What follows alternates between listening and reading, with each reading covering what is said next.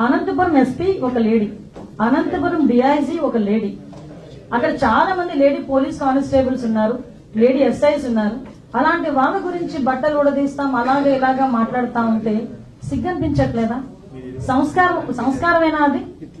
కనీసం ఒక సంస్కారంతో కూడా మాట, ఒక ఎక్సెసియం గా మాట్లాడాలి అన్న ఇంగిత జ్ఞానం లేకుండా ఎక్కడికి వచ్చి మాట్లాడుతున్నాడు? ఇది ఒక విక్టిమ్ హౌస్ దగ్గరకు వచ్చి మాట్లాడే పరిస్థితులు. ఎవరి గురించి అడిగేసుకొస్తున్నాడు? ఒక పోసాని కృష్ణమురళి గురించి, ఒక నందిగాం సురేష్ గురించి వెనకేసుకొస్తున్నాడు. మేము ఈ రోజు ఇందాక మేము చెప్పాం, ఎమ్మెల్యేలు ఎంపీల గురించే మాట్లాడాం. నిజంగా ఈ రోజు చెప్తే కార్యకర్తలు గాని, అదే విధంగా ఇంచుమించుగా చూస్తే దగ్గర మామూలు సామాన్య ప్రజల మీద గాని వాళ్ళు పెట్టిన కేసులు ఇవన్నీ కోకొల్లలు ఉన్నాయి. కొన్ని వేల కేసులు ఉన్నాయి, మామూలు కొన్ని వేల కేసులు. జగన్మోహన్ రెడ్డి హయాంలో 5 సంవత్సరాల్లో దగ్గర 2826 హత్యలు జరిగినాయి. నిజంగా నేను అంటున్నాను జగన్మోహన్ రెడ్డితో, జగన్మోహన్ రెడ్డి నీ హయాంలో 2800 పైచులకు హత్యలు జరిగినాయి. అందరి దగ్గరికి కూడా నువ్వు వెళ్తానని కూడా మేము విత్ ప్రొడక్షన్ పంపిస్తాం, వెళ్ళు, నేనేం కాదని చెప్పట్లేదు. వాళ్ళందరి దగ్గరికి వెళ్ళి పరామర్శించే దమ్ముందా నీకు? అలాంటిది ఈ రోజు బయటకు వచ్చి నోటుకు వచ్చినట్టు మాట్లాడతారు. కాపు నాగేశ్వరరావు, అది గూండావో తెలియదు, ఒక ఎక్స్ఎమ్మెల్యే తెలియదు, ఒక రౌడీ షీటరో తెలియదు, బయటకు వచ్చి వాళ్ళ గవర్నమెంట్ వచ్చిద్దట, వచ్చిన తర్వాతట గుంటూరు నుంచి బయట ఉన్న వాళ్ళందరినీ నరికేస్తాడట, గుంటూరు నుంచి చివరితో ఉన్న వాళ్ళందరినీ బయటకు తీసుకొచ్చి తంతాడట. అది ఆయన వాళ్ళ కార్యకర్తల మీటింగ్ లో మాట్లాడే పరిస్థితి. అంటే నేనేమంటానంటే జగన్మోహన్ రెడ్డి ఇలాంటి వాళ్ళందరూ బలం అనుకున్నాడు, కానీ ఇలాంటి వాళ్ళందరూ ఏదో బల్లెల్ లాంటి వాళ్ళు అనమాట. లాస్ట్ 151 సీట్లు ప్రజలందరూ ఇస్తే మీరు ఇలాంటి పనులు చేసే 11 దిగారు. ఈరోజు మళ్ళా నోటికి అద్దు లేకుండా ఇలాగే మాట్లాడితే ఆ 11కి కూడా కన్నం పడే పరిస్థితి కనిపించే పరిస్థితి మనందరికీ కూడా కనిపిస్తుంది. అది జగన్మోహన్ రెడ్డికి అర్థం కావట్లా. ఒకటి మేము చెప్తున్నామండి, ఈ రోజు శాంతి భద్రతల విషయంలోనే గాని, ముఖ్యంగా ఎక్కడ కూడా ఫ్యాక్షన్ రాజకీయాలు లేకుండా చూడటంలో గాని, ప్రజలకు ఎవరికి ఇబ్బంది లేకుండా చూడటంలో గాని మేమందరం కూడా చిత్తశుద్ధితో పనిచేస్తున్నాం. ముఖ్యంగా పోలీస్ డిపార్ట్మెంట్ గురించి మాట్లాడేటప్పుడు ఒక్కసారి మనస్సాక్షితో ఆలోచించుకోవాలి. వాళ్ళింట్లో ఆడబిడ్డల్ని, వాళ్ళింట్లోని ఉన్న మహిళల్ని ఇంట్లో పెట్టి బయటకు వచ్చి అదే మహిళల ప్రొటెక్షన్ గురించి, అదే మహిళల ఆడబిడ్డల ప్రొటెక్షన్ గురించి వాళ్ళు 24 గంటలు కష్టపడతారు. ఈ రోజు వాళ్ళ ఇంట్లోని తల్లిదండ్రులు హాస్పిటల్లో ఉన్నారా, వాళ్ళ ఇంట్లో తల్లిదండ్రుల ఆరోగ్యం బాగుందా, వాళ్ళకి ఏం చూడాలన్నది కూడా పక్కన పెట్టి డ్యూటీ విషయంలో 24 గంటలు 48 గంటలు అయితే 48 గంటలు కూడా నుంచొని ప్రజల భద్రత గురించి, రాష్ట్ర భద్రత గురించి నుంచొని ఉద్యోగాలు చేసే పరిస్థితులు కనిపిస్తా ఉన్నాయి. అలాంటి వాళ్ళని గురించి మాట్లాడేటప్పుడు కొంచెం మనం సెన్స్ తో మాట్లాడితే ప్రజలు యాక్సెప్ట్ చేస్తారు.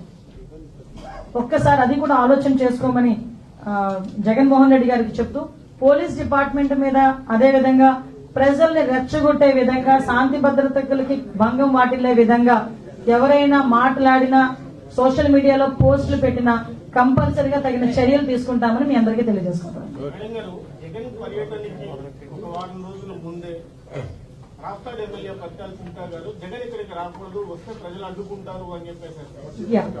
ఓకే, మీరు అన్నది కరెక్టేనండి. యాక్చువల్ గా ఒకటి విషయం చెప్పాలండి, రాప్తాడ్ ఎమ్మెల్యే గారు ఎన్ని ఒకసారి మీరు రాప్తాడ్ ఎమ్మెల్యే, ఇప్పుడు రాప్తాడ్ ఎమ్మెల్యే పరిటాల సునీతమ్మ, పరిటాల రవి గారి హత్య కేసులో ఎవరు ఇన్వాల్వ్ అయ్యి ఉన్నారన్న సంగతి ప్రపంచం అందరికీ తెలుసు.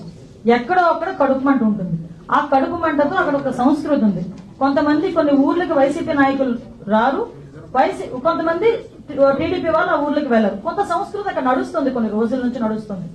కానీ ఆ రోజు వచ్చేటప్పుడు మా కార్యకర్తలు ఇబ్బంది పడుతున్నారు అతను వస్తే అని చెప్పి సునీతమ్మ గారు మాట్లాడినప్పటికీ, ఆ కడుపులో ఆ బాధ ఉన్నప్పటికీ, కార్యకర్తలందరూ ఇబ్బంది పడుతున్నప్పటికీ అధిష్టానం ఏదైతే చెప్పిందో, పోలీస్ డిపార్ట్మెంట్ వాళ్ళు ఏదైతే రిక్వెస్ట్ చేశారో, అతను వెళ్తున్నానంటున్నారు, మీరు ఎటువంటి శాంతి భద్రతలకు భగ్నం వాటిల్లకుండా మీ కార్యకర్తలు మీరు అదుపులో పెట్టుకోండి అని చెప్పి అధిష్టానం నిర్ణయం మేరకు, డిపార్ట్మెంట్ నిర్ణయం మేరకు సునీతమ్మ మీటింగ్ పెట్టి, చెప్తున్నా మళ్ళీ గుర్తుపెట్టుకుని, మీటింగ్ పెట్టి ప్రతి కార్యకర్తకి కూడా మీరు ఇళ్లలో ఉండండి, అతను వస్తాడు, చూసుకుంటాడు, వెళ్ళిపోతాడు, ఎవరు కూడా ఎటువంటి ఇబ్బంది పెట్టొద్దు, మనం ఏదైనా గలాటా చేస్తే ప్రజలు ఇబ్బంది పడతారని పెద్ద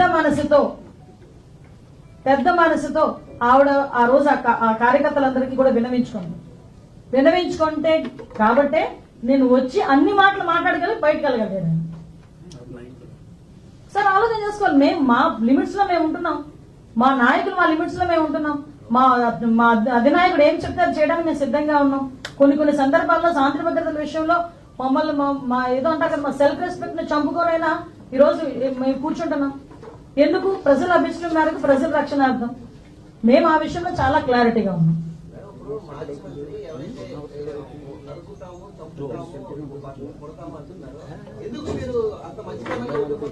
మేము మంచితనంగా, అది మీకు మంచితనంగా కనిపిస్తే నిజంగా చాలా అదృష్టవంతులమే.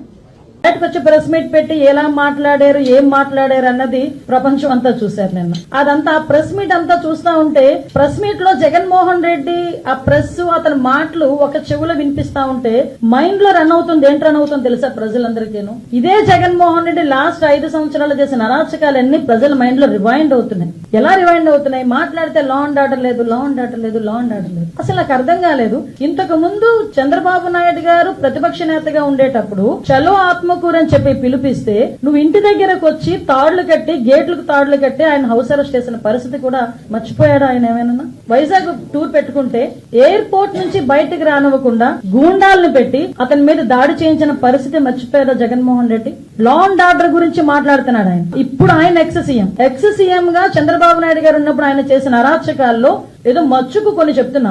అదే విధంగా రామతీర్థాలకి రాముడు తల నరికేశారని రామతీర్థాలకి గౌరవ అప్పుడు ఎక్స్ సీఎం ఇప్పుడు సీఎం గారు చంద్రబాబు నాయుడు గారు వెళ్తే లారీలను అడ్డగా పెట్టి రోడ్డు మీద కూర్చోబెట్టే సందర్భం మర్చిపోయాడు ఆయన. ఇదే చంద్రబాబు నాయుడు గారు అమరావతి పర్యటన పెట్టుకుంటే బస్సు యాత్ర చేస్తే ఆ బస్సు మీద రాళ్లు రువితే అది భావ స్వేచ్ఛా ప్రకటన అని నీ పోలీస్ చేత ఒక రోజు మాట్లాడించిన సందర్భాన్ని మర్చిపోయాడా జగన్మోహన్ రెడ్డి? అదే విధంగా మనం ఆలోచన చేసుకుంటే ఒక పార్టీ ఆఫీస్ మీద దాడి ఏ సందర్భంలో పార్టీ ఆఫీస్ మీద దాడులు జరిగినాయండి? ఇన్ని సంవత్సరాలు స్వతంత్రం వచ్చిన తర్వాత ఒక పార్టీ ఆఫీస్ మీద దాడి జరిగింది. ఎందుకు ఇలా జరుగుతుంది? డీజీపీ ఆఫీస్ పక్కనే ఉన్న పార్టీ ఆఫీస్ మీద దాడి జరిగింది అంటే అది మాకు బీపీలు పెరిగిపోయినాయి, మా కార్యకర్తలకి బీపీలు పెరిగి చేశారు అని సాక్షాత్తు సీఎం కుర్చీలో కూర్చున్న జగన్మోహన్ రెడ్డి మాట్లాడిన తీరు జనాలు మర్చిపోయారు అనుకుంటున్నారా? అదేవిధంగా మన కస్టోడియల్ టార్చర్ నేను మాట్లాడాడు. ఎవడో వీడియో చూసుకొని ఆ ఎమ్మెల్యే వీడియోలో చూపిస్తూ పోలీసులు ఇలాగ మమ్మల్ని ఇబ్బంది పెట్టారని మాట్లాడారు. ఆ సంస్కృతికి మాది కాదబ్బా. కస్టోడియల్ టార్చర్ పెట్టి ముసుగులు వేసుకుని కొడుతూ వీడియో కాల్లో చూసి ఆనందపడిన సందర్భాలు మీరు మర్చిపోయారేమో గానీ ప్రజలు ఇంకా మర్చిపోలేం. మేము ఎలాగో మర్చిపోలేం, ప్రజలు కూడా మర్చిపోలేం. లోకేష్ గారి మీద కేవలం ప్రశ్నించినందుకు 23 కేసులు పెట్టిన పరిస్థితి మర్చిపోయారు. మరి ఈ రోజు నువ్వు వచ్చి లా అండ్ ఆర్డర్ గురించి మాట్లాడతావు, చంద్రబాబు నాయుడు గారి గురించి మాట్లాడతావు, పవన్ కళ్యాణ్ గారి గురించి మాట్లాడతావు. పవన్ కళ్యాణ్ అక్కడ సీఎం మీద కేసులున్నాయి, డిప్యూటీ సీఎం మీద కేసులున్నాయి. సీఎం ఇప్పుడున్న సీఎం గారిని రోడ్డు మీద నిలబెట్టావు, డిప్యూటీ సీఎం గారిని రోడ్డు మీద పడుకోబెట్టావు. ఇప్పుడున్న స్పీకర్ గారి మీద కేసులున్నాయి, డిప్యూటీ స్పీకర్ గారికి కస్టోడియల్ టార్చర్స్ ఉన్నాయి, హోమ్ మినిస్టర్ నా మీద 23 కేసులు ఉన్నాయి. అలాంటిది చూసుకుంటే మొత్తం అందరు మినిస్టర్స్ మీద, అందరు ఎమ్మెల్యేస్ మీద సుమారు 90% ఎమ్మెల్యేస్ మీద కేసులు ఉన్నాయి. అదో హత్యల కేసులో, కబ్జాల కేసులో, దొంగతనాల కేసులు, ఆ కేసులు ఈ కేసులు కాదండి. కేవలం ప్రశ్నించినందుకు మా మీద పెట్టిన కేసులు ఇవన్నీ. నువ్వు ఈ రోజు వచ్చి మాట్లాడుతున్నావు. చాపర్ ఎగరటానికి విఐపీ ఉంటే ఎగరటానికి ఇబ్బంది అట. విత్ ఇన్ 14 minutes లో చాపర్ టేక్ ఆఫ్ అయిపోయింది, హ్యాపీగా వెళ్ళి ల్యాండ్ అయిపోయింది. కానీ చాపర్ లో వెళ్లే విఐపీకి ప్రాబ్లం గానీ ఆ పైలట్ కి ప్రాబ్లం కాదా? మరి పైలట్ ఎలా వెళ్ళాడు అదే చాపర్ లో? ఒకసారి మనం ఆలోచన చేసుకోవాలి కదా ప్రజలందరూ కూడా. అదే విధంగా మీరు అబ్జర్వ్ చేసుకుంటే ఎంత అంటే ఒక క్రిమినల్ సైకాలజీ ఉన్న వ్యక్తి పొలిటికల్ లీడర్. మళ్ళీ ఎందుకు చెప్తున్నానంటే నాకే చాలా చిరాకు అనిపించింది నిన్న. ఇలా కూడా ఆలోచిస్తారా ఒక పొలిటికల్ లీడర్స్? ఇలా కూడా ఆలోచిస్తారా అసలు మనుషులు అనిపించింది. 11 గంటలకి ఇంకా మేము ఇంకా అతగాడు ల్యాండ్ అవ్వలేదు, ఏమీ అవ్వలేదు. ఫస్ట్ పోస్టింగ్ ఒకటి వస్తుంది వైసీపీ దగ్గర నుంచి. ఎక్కడ పడితే అక్కడ పోలీసులు అడ్డుకుంటున్న, వైసీపీ నేతలను అడ్డుకుంటున్న పోలీసులు మమ్మల్ని అక్కడ వరకు రానివ్వట్లేదు అని ఒక పోస్ట్ పెడతారు. విత్ ఇన్ 30 minutes లో హెలీప్యాడ్ దగ్గర భద్రతా వైఫల్యం, పోలీసులు ఎవరు లేరు. అక్కడేమో పోలీసులు ఉన్నారంటావు, ఇక్కడేమో పోలీసులు లేరంటావు. అసలు ఎలాగ జనాల్ని ఎలా సైకలాజికల్ గా వాళ్ళు ట్యూన్ చేయడానికి ప్రయత్నం చేస్తున్నారని చెప్పడానికి మీకు ఒక ఉదాహరణ చెప్తున్నా. నిజంగానే అనిపించింది.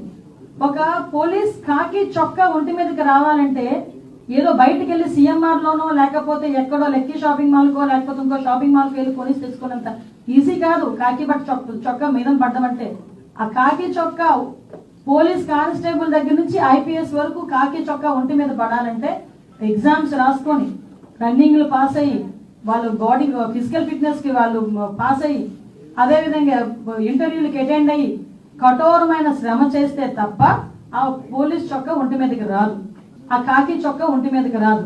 అటువంటి కాకి చొక్కా నేను ఓడదీస్తాడట. అది కూడా ఒక ఎక్స్ సీఎం మాట్లాడే భాష. ఏమిటో నాకు ఒక అర్థం కావట్లేదు. అందులో ఆడవాళ్ళు ఉన్నారు. అనంతపురం ఎస్పీ ఒక లేడీ, అనంతపురం డిఐజీ ఒక లేడీ, అక్కడ చాలా మంది లేడీ పోలీస్ కానిస్టేబుల్స్ ఉన్నారు, లేడీ ఎస్ఐస్ ఉన్నారు.